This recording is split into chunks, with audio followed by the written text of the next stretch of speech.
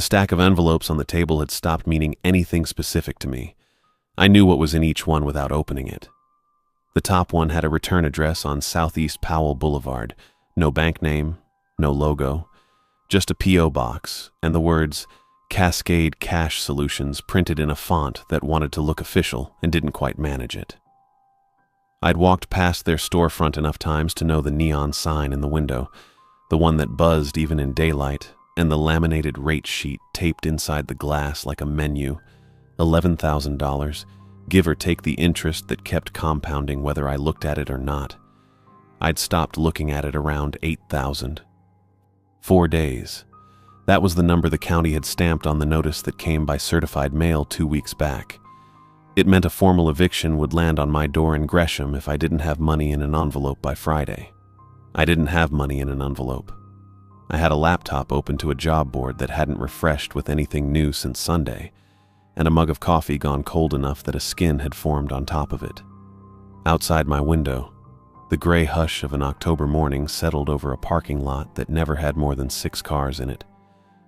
3 years I'd spent climbing lattice towers for a subcontractor out of Bend, tightening guy wires, swapping signal panels, running restart procedures blind in the dark with a headlamp and a laminated binder for company. I knew that work the way some men know an engine. Then the contract ended. No severance, no warning that mattered, just a last check that didn't cover what I owed, and a handshake from a foreman who looked more sorry for himself than for me. Since then, I'd sent out applications to companies that either weren't hiring or wanted someone with a commercial driver's license I didn't have. I'd also taken 2 days of day labor work unloading trucks behind a distribution center on 82nd, which paid enough to keep the lights on and nothing more. I could tell you the torque spec on a guy wire anchor, and it wouldn't buy me 1 more week in this apartment. My phone was face down next to the laptop, and when it started buzzing against the table, I let it go 2 rings before I even looked at it, mostly because I already knew who it wasn't. It wasn't a job. It wasn't anybody I wanted to hear from. The screen showed a number I didn't recognize, a 541 area code, which put it somewhere east of the mountains, Bend, Redmond, out that direction. I sat there with my thumb over the answer button, thinking about letting it ring through to voicemail the way I usually did with unfamiliar numbers. But I was 4 days from eviction and out of better ideas, and there's a point where you stop being able to afford to screen your calls. I picked up. "Bobby, hey, it's Ricky Salinas, Thelma's uncle." Like there was more than one Ricky who'd know to say Thelma's name to me. "Hey, Ricky." I sat up straighter without meaning to, the way you do when a call turns out to be a person instead of a robot reading you a warning about your car's extended warranty. "It's been a while." "Yeah, it has been a while." He let that sit there a second too long, the way a man does when he's not sure the door he's knocking on is going to open. "Look, I hope this isn't out of nowhere. I got your number off Thelma's mom. I hope that's all right." "It's fine." Good. Another pause, and I heard him breathing into the phone, the kind of unhurried breathing that told me he was outside somewhere, maybe standing in a driveway. "So I heard through the family you did tower work, cell towers, maintenance, that kind of thing." 3 years. Contract ended back in the spring." Right, that's what I heard." He said it like a man confirming something off a list. "Well, I might have something for you if you're between things. I don't want to step on any toes if you're not." "I'm between things." I didn't say how far between. I didn't think I needed to. "Okay, well." He cleared his throat and I could hear him deciding how to lay it out, the way people do when they're passing along somebody else's business and want to get the details right. "There's a woman, Lillian Duncan, lives over in Bend. I've known her through the family for years. Good woman. She does some work with a rural internet outfit out that way, Basin Link, and she told me they've got a relay station out in eastern Oregon that needs somebody on site for a week, somebody who knows the equipment. She asked around and my name came up and I thought of you." "What kind of station?" "I don't know the particulars. Some kind of tower, cellular relay, I guess. out past Burns somewhere. $200 a day and they put you up in a trailer on site. She said it's pretty simple work, mostly just watching gauges and doing restarts if something drops. I told her I knew a guy. He said that last part almost apologetically, like he wanted credit and forgiveness in the same breath. I thought I was doing you a favor. That's all it was. I did the math without moving my mouth. $200 a day, 7 days, $1,400, more than I'd made in the last 6 weeks combined, more than enough to make the woman on Southeast Powell stop calling for a little while. When do they need somebody? Soon as possible is what she told me, said ideally by Thursday. Thursday was 2 days out.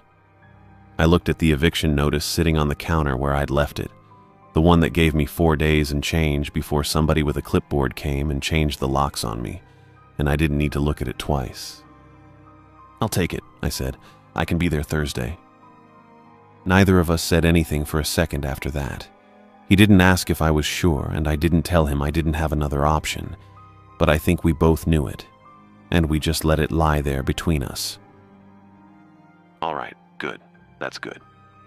He sounded relieved, more than the moment called for, like he'd been carrying the favor around and was glad to set it down. I'll get you the directions. It's out past Burns, off the state route. There's a stretch of gravel road, 12 miles or so. No signs on it, so you'll want to watch your odometer. You take 26 east out of Portland through Prineville, then you pick up 395 south through Burns, and then it's the gravel after that. 12 miles of gravel with no signs. That's what she told me. There'll be a fellow out there already, name of Braden Richardson. He's been running the site.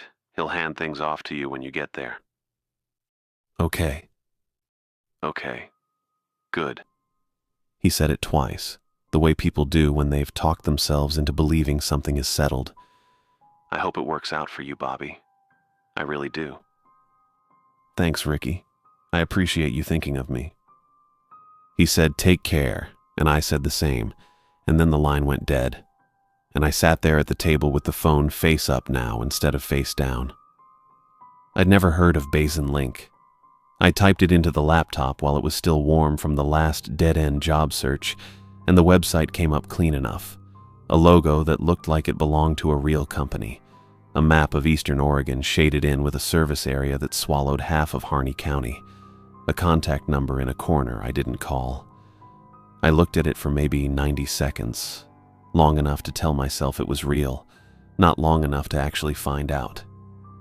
4 days to eviction, $200 a day, a trailer included. I closed the laptop and started pulling gear together for Thursday. US 26 took me east out of Gresham through the last of the Douglas fir and into the kind of country that gets flatter and browner the longer you drive it, past Prineville and the reservoir, until the trees gave up altogether, and it was just juniper and rim rock and sky. I picked up US 395 south at Redmond and rode it down through Burns, which was 2 gas stations and a courthouse and not much else. And past Burns, the pavement started feeling like the last thing standing between me and nothing. The turnoff for the gravel road wasn't marked.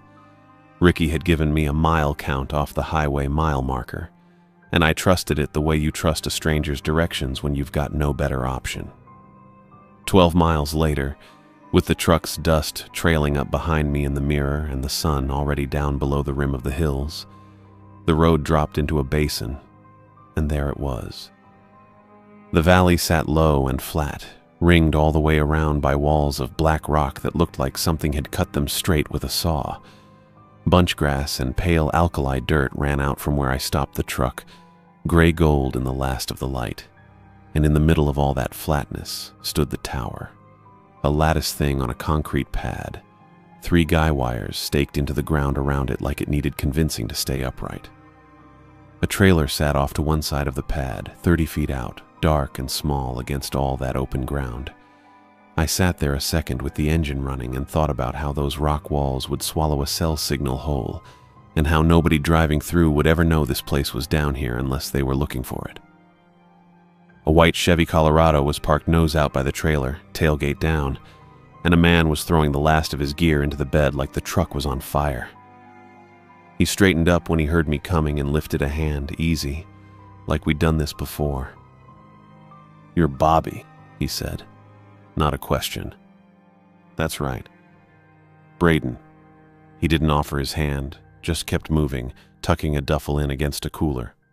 Good. You made good time. I was starting to wonder. He didn't ask how the drive was, didn't ask where I'd worked before, or whether I'd handled a relay panel, or anything at all about who I was or how I'd come to be standing in his dust. He just pulled a 3-ring binder off the tailgate and put it in my hands, a Basin Link logo printed across the cover, and started walking me toward the trailer at a pace that made it clear he had somewhere else to be. "Restart procedures laminated right inside the cover," he said, flipping it open for me without slowing down. "You really only need page 1. Panel's in here." Inside the trailer, he showed me the setup in under 10 minutes. 1 green light on a little metal box that meant the signal was holding, 1 red button under it that meant restart, a clipboard hanging off a nail with a log sheet clipped to it. "Green light's good. Light goes out, hit the button, write down the time. That's 90% of it. And the other 10%? Won't come up." He was already backing toward the door. "It's quiet out here, real quiet. You'll get bored before you get busy." I asked him if there was anything else I should know, and he said no, said it was simple, said it twice. Then he was in the Colorado with the window down, telling me to have a good week, and the truck was pulling a rope of dust up the gravel road into the dark before I'd even opened the binder past the first page. And it came to me slow. He never once asked if I knew what I was doing, never asked for a license or a certification or even my last name, near as I could tell, unless Ricky had covered all that on his end. And he hadn't left me a number, not really, not one he'd said out loud. I flipped to the back of the binder where a line read, "Site Technician," outgoing, and under it a phone number I figured was his. I didn't call it. I told myself there'd be time for that if I needed it, and went inside to get settled before it got fully dark. The trailer was small, a bunk built into one wall, a table bolted to the floor, a mini fridge humming under the counter. I pulled the mattress up off the bunk frame to see if there was a fitted sheet under it, and my hand caught on something wedged down between the mattress and the wall, soft-cornered and a little swollen with old damp. It was a notebook, a cheap Mead composition book, the marbled cover bent back on itself and stained dark along one edge like it had gotten rained on and dried funny. I sat down on the edge of the bunk and opened it. Handwriting, close and quick, page after page of it. Numbers mostly, signal readings, a column of times, a column of dates, 4 nights' worth by my count. The same shorthand Braden had just walked me through not 20 minutes before.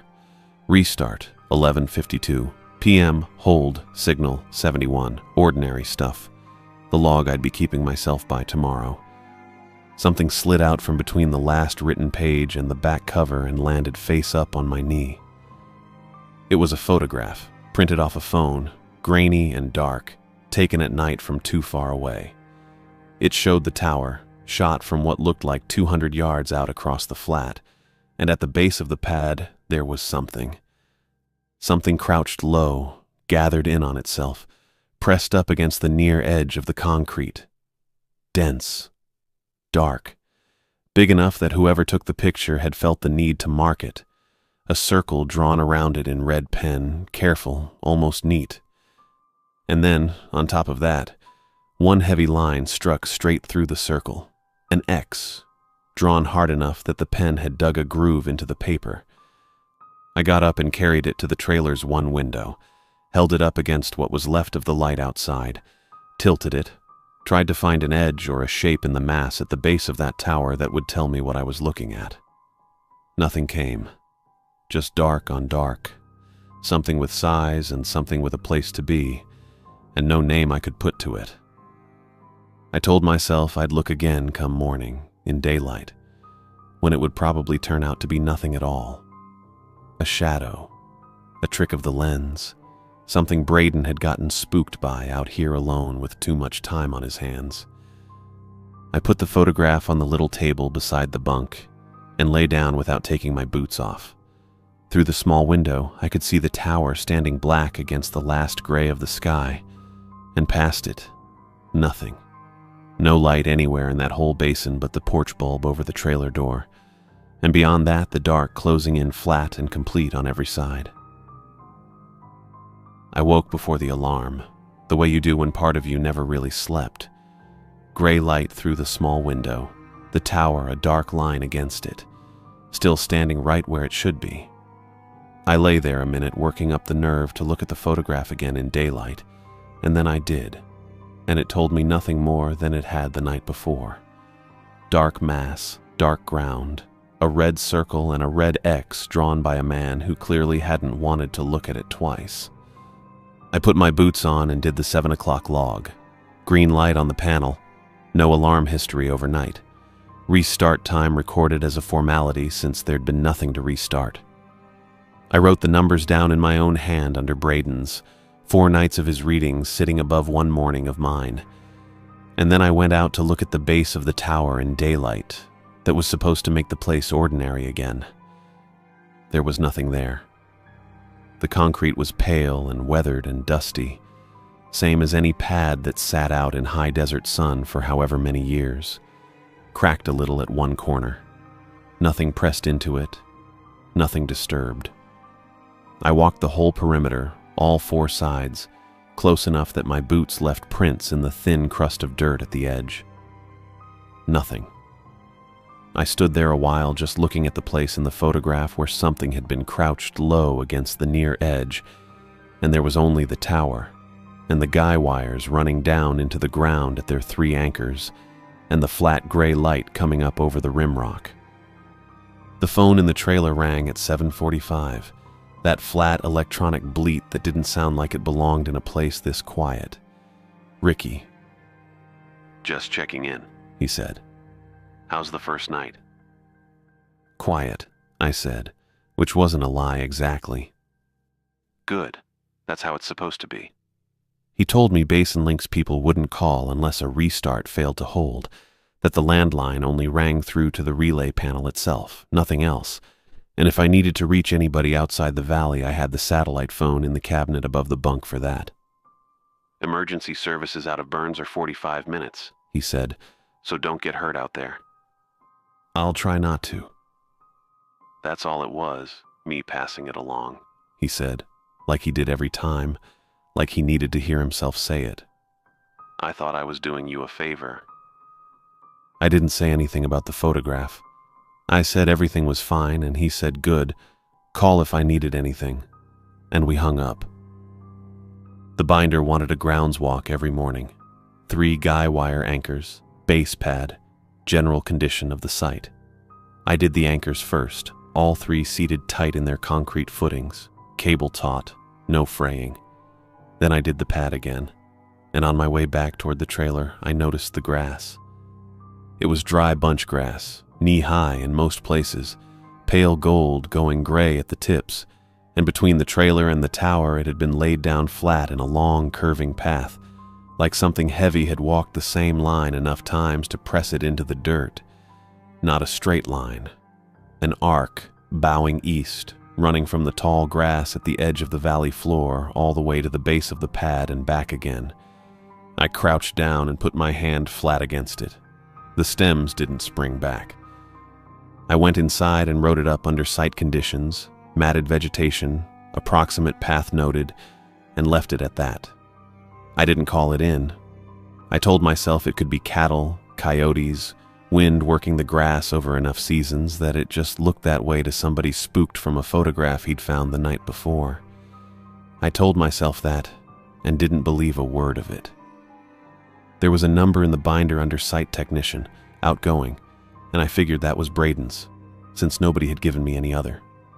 I dialed it standing at the trailer's little counter with the binder open in front of me. He picked up on the second ring. "Everything at the site was fine," he said, before I'd gotten past his name. "Totally routine." "I didn't ask yet."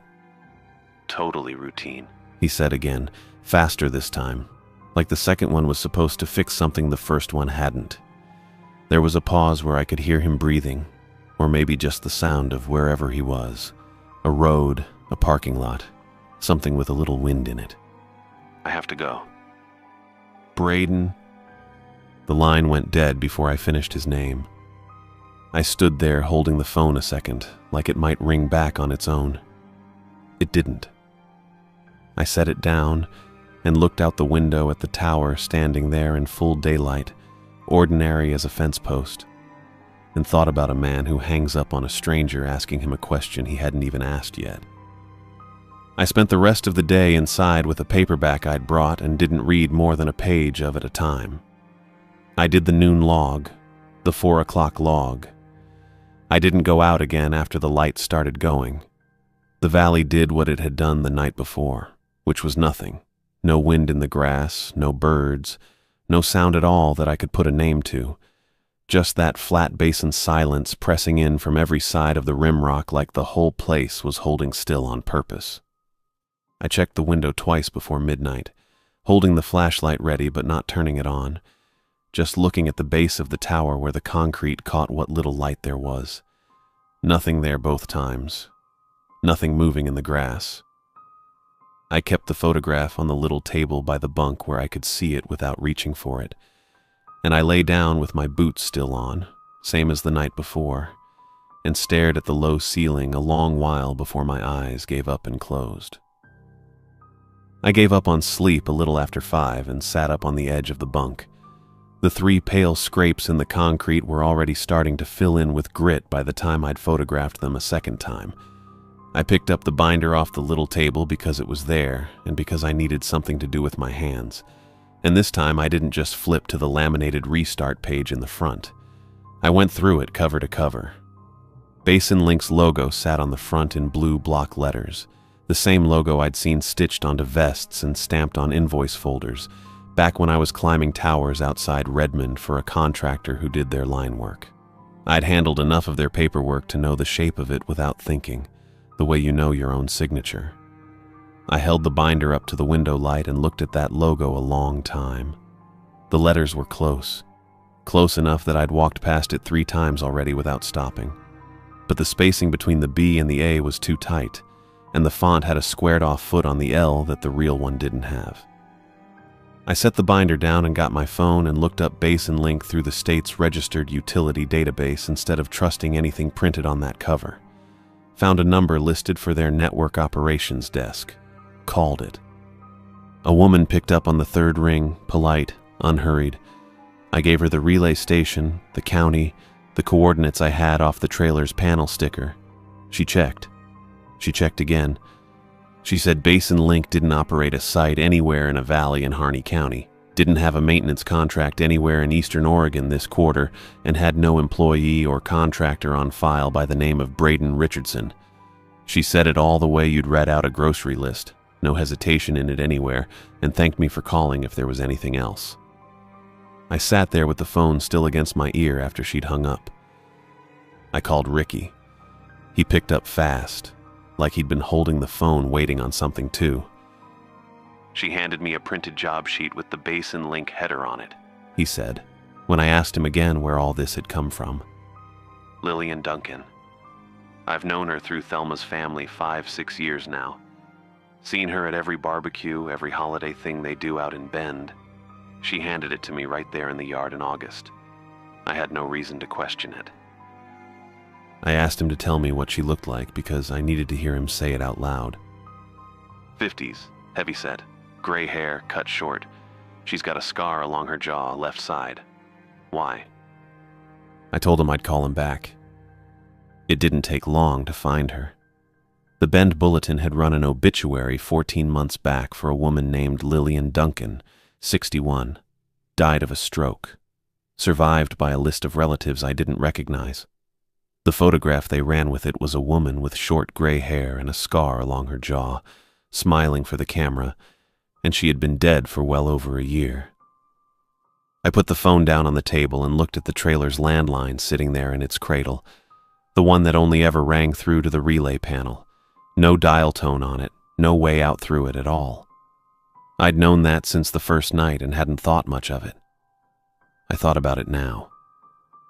The satellite phone was still in the cabinet above the bunk where Braden had shown me on the first night. I got it down and opened the directory. One contact. Basin Link Dispatch. All capitals, nothing else beside it. No area code I recognized, no name attached. I stood there holding it a while before I dialed. It picked up on the first ring, before I'd even gotten it fully to my ear. "Good morning, Bobby," the man said. Even, easy, like he'd been sitting by the phone a good while waiting for it to go off and wasn't in any hurry now that it had. "How are the readings looking?" I didn't say anything. I couldn't get anything together to say. I hung up and sat down on the edge of the bunk with the phone still in my hand, and I didn't move for a while. The tower stood out the window in the flat morning light, same as it had every morning, ordinary as a fence post, and I looked at it and didn't feel anything ordinary about it at all. I called Ricky back and told him the whole thing, the logo, the woman at the utility desk, the obituary, the man on the satellite phone who'd known my name before I said a word. He didn't say anything for a long time.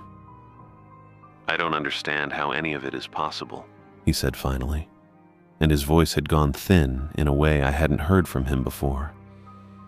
"She handed me that sheet in person." I told him I was leaving at first light the next morning no matter what the signal panel was doing, whether it held or it didn't, and that he should come out and see this for himself before I went. He said he'd drive out that afternoon. I put the truck keys in my front pocket where I could feel the weight of them against my leg, and I kept the satellite phone in my hand, and I sat there in the trailer with the tower standing in the window, and Lillian Duncan dead 14 months, and a man somewhere who knew my name before I'd ever said it to him, and I waited for Ricky's truck to come up the gravel road. Ricky's truck came up the gravel road a little after 3, throwing a plume of dust that hung in the still air behind it long after he'd parked. I watched him get out and stand there a second with his hands on his hips, and something in my chest that had been clenched since morning let go a little.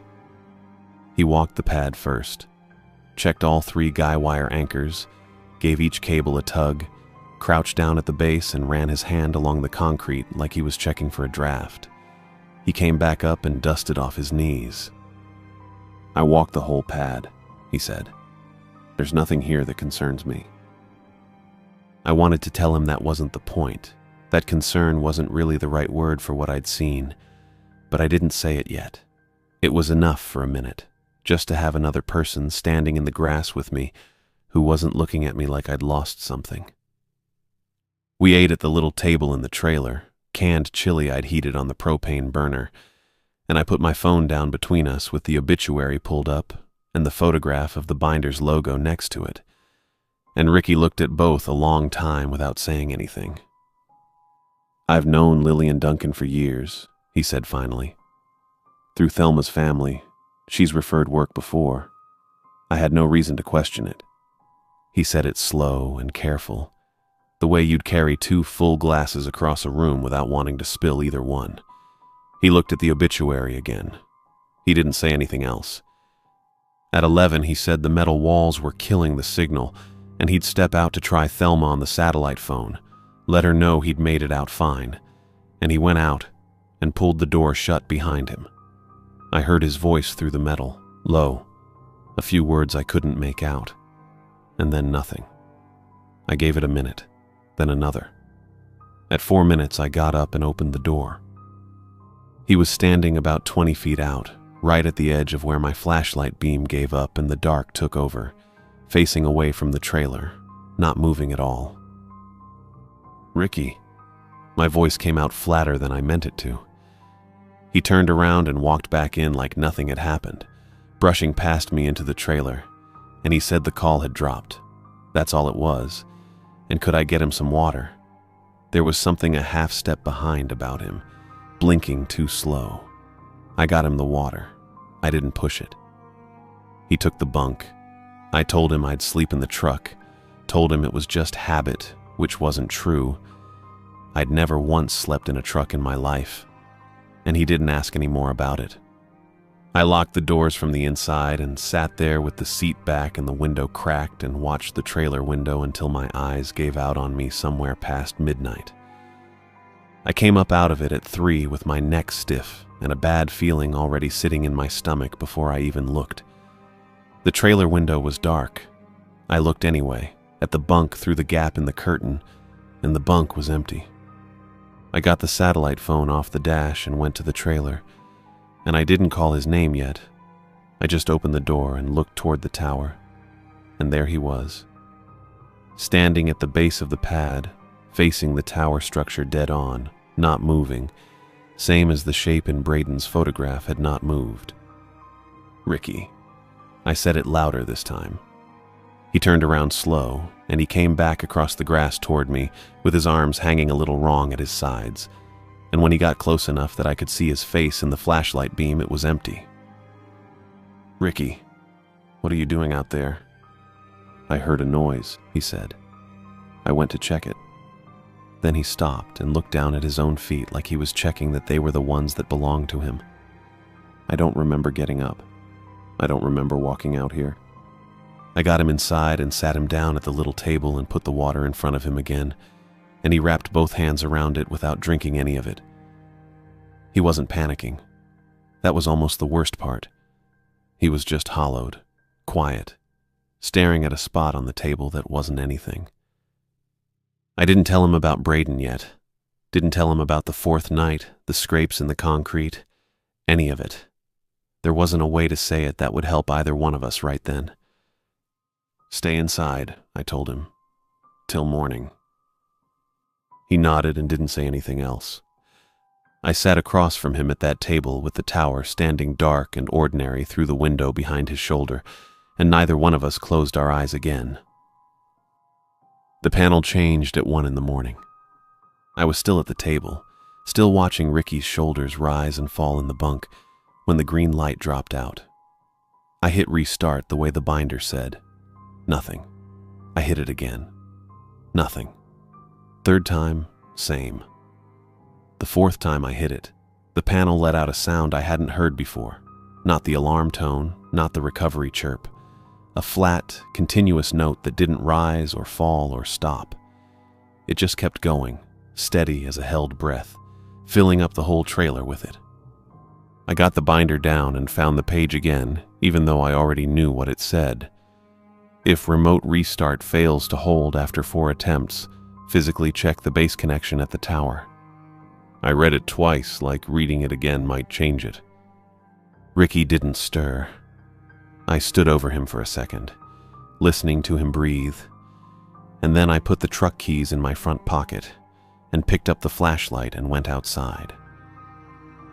The night was clear and cold, and the tower stood up black against a sky that had more stars in it than any sky has a right to.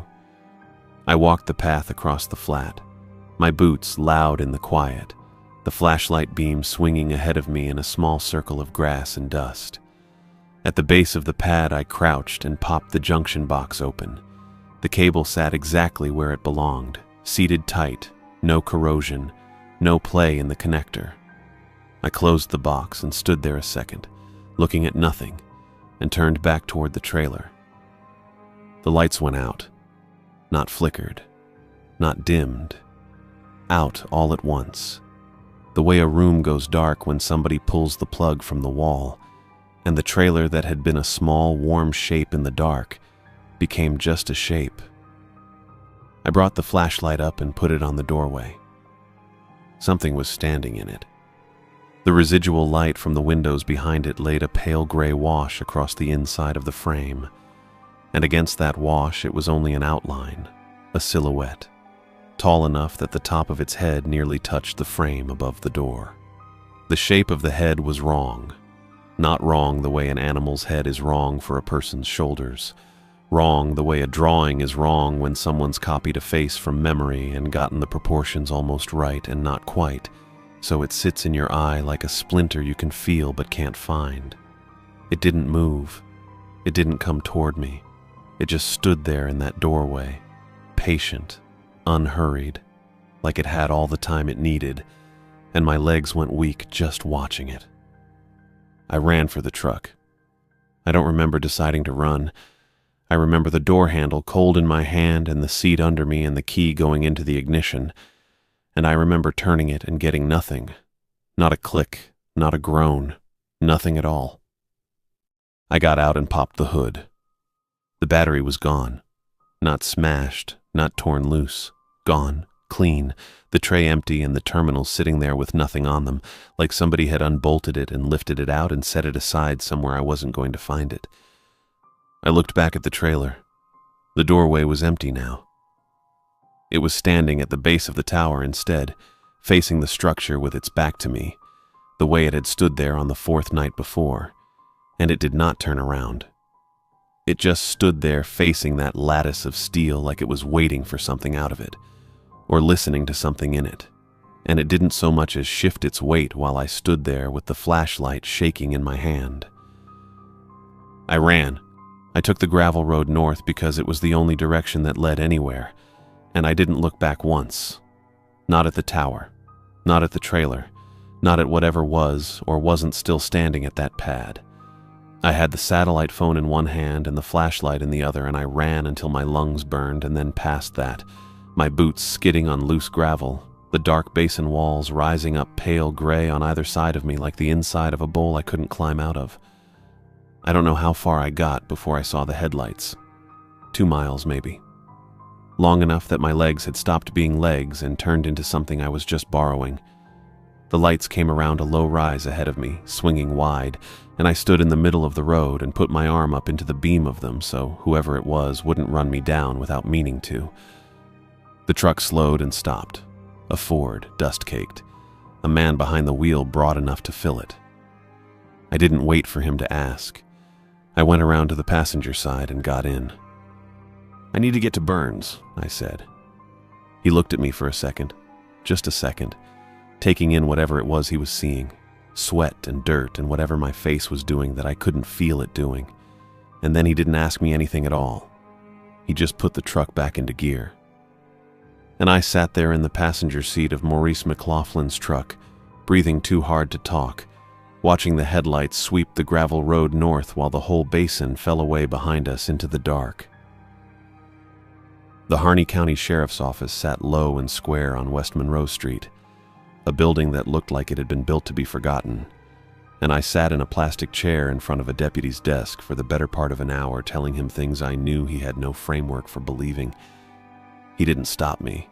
He didn't ask me to slow down, and he didn't ask me if I'd been drinking, which I appreciated more than I let on. He wrote it down in a slow, even hand. The figure at the tower, the missing battery, Ricky still in the trailer, the job that didn't exist, the woman who'd sourced it 14 months dead. When I finished, he read part of it back to me, just to confirm the spelling of Ricky's last name, and then he said he'd get a unit out there that night. I stayed at a motel 2 blocks off Monroe with a bed that smelled like cigarettes someone had tried to cover up with carpet cleaner, and I didn't sleep so much as lie there with the television on for the light of it. The deputy called a little after midnight. He said they'd gone out, found the gravel road, found the trailer. Empty, undisturbed.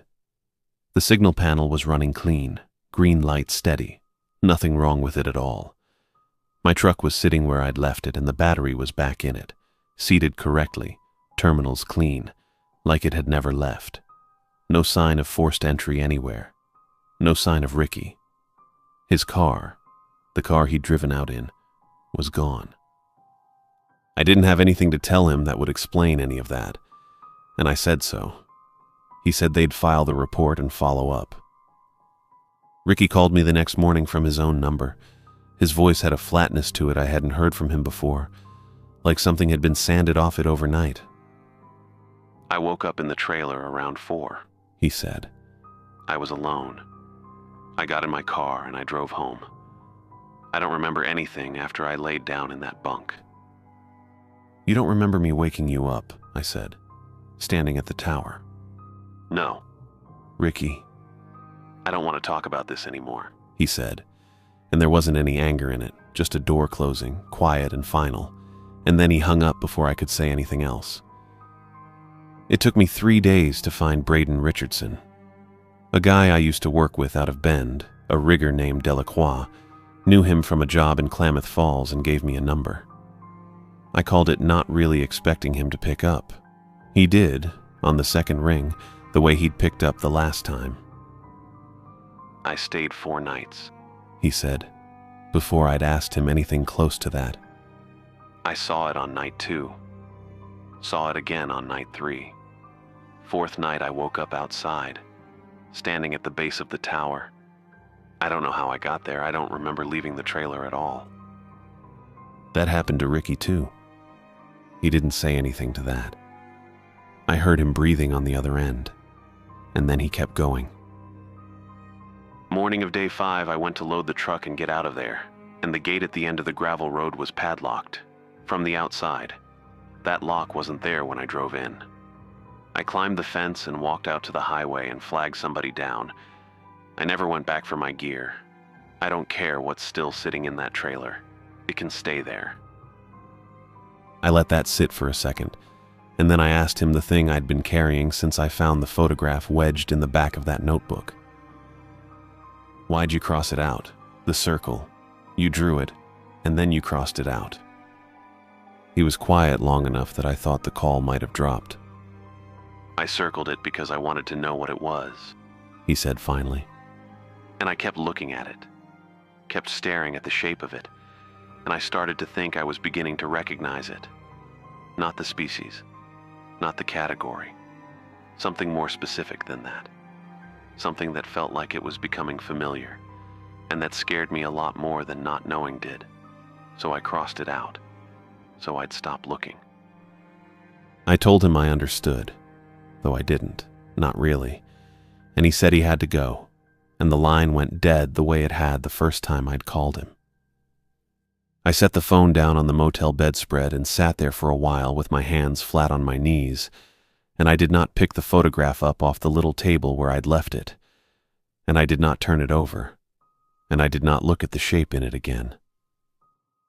The motel room was quiet when the phone rang again, 2 days after Braden hung up on me the way he'd hung up on me the first time, and I saw Thelma's name on the screen and answered before the second ring finished.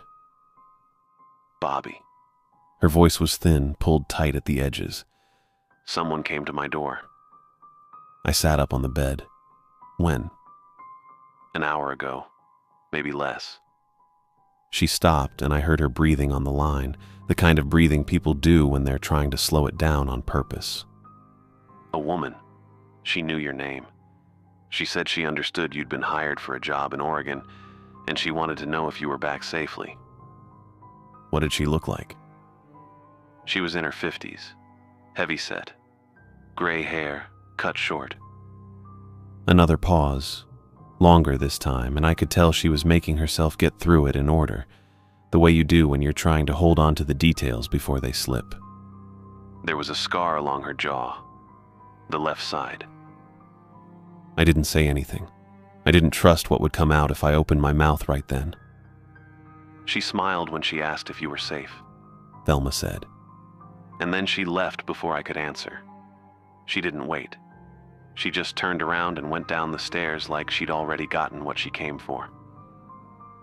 I had the obituary open on my laptop across the room, had had it open for 2 days now without closing the tab. Heavy-set, gray hair, cut short, a scar along the left side of the jaw, 61 years old, dead of a stroke 14 months ago, buried outside Bend, a service announcement 41 words long in the Bend bulletin that I had read so many times I could recite it without looking. "Bobby," Thelma said, "what is going on?" "I don't know how to explain it," I told her, and that was the truth, plain and complete. No qualifier attached to it because there was nothing left to qualify. "I don't have it in a shape yet that would make sense to you." "Try." "I will. Just not now." I got up off the bed and stood at the window with the phone against my ear, looking down at the parking lot, at nothing. "If she comes back, don't open the door. I mean it. Don't open it for her." "Okay."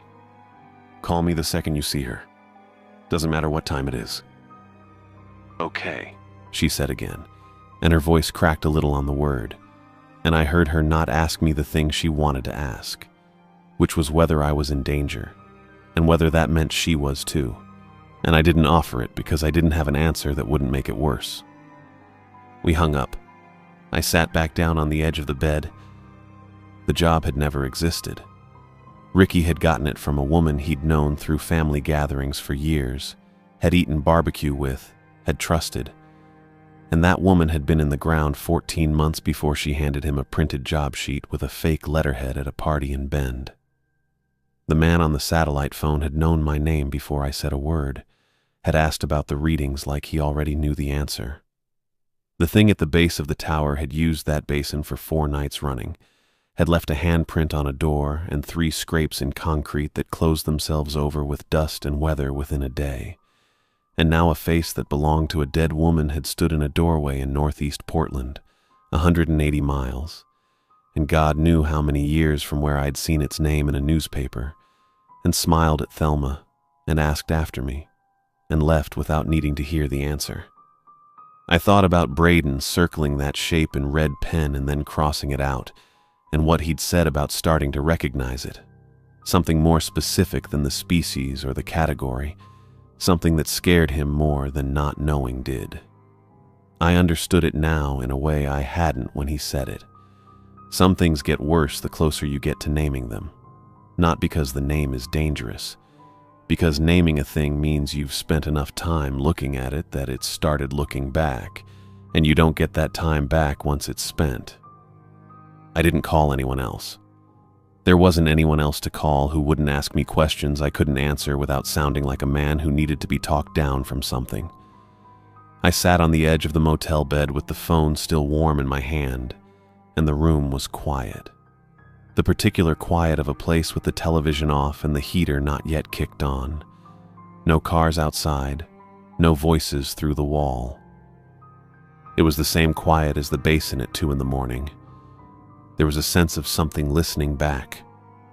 I sat there holding the phone, and I could not tell you, if you asked me right then, when that had stopped being a coincidence.